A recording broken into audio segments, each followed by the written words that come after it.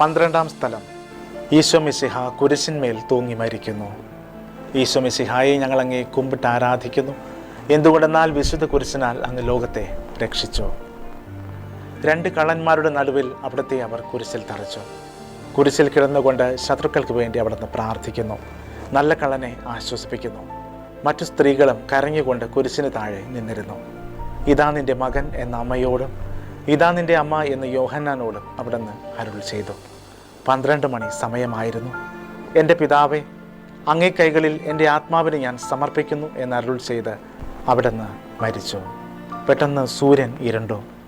3 മണിവരെ ഭൂമിയിലെങ്ങും അന്ധകാരമായിരുന്നു. തിരശ്ശീല നടുവെ കയറിപ്പോയി. ഭൂമി ഇളകി, പാറകൾ പിളർന്നു, പ്രേതാലയങ്ങൾ തുറക്കപ്പെട്ടു. ശതാധിപൻ ഇതെല്ലാം കണ്ട് ദൈവത്തെ സ്തുതിച്ചുകൊണ്ട് ഈ മനുഷ്യൻ യഥാർത്ഥത്തിൽ നീതിമാനായിരുന്നു എന്ന് വിളിച്ചു പറഞ്ഞു. കണ്ടു നിന്നിരുന്നവർ മാറത്തടിച്ചുകൊണ്ട്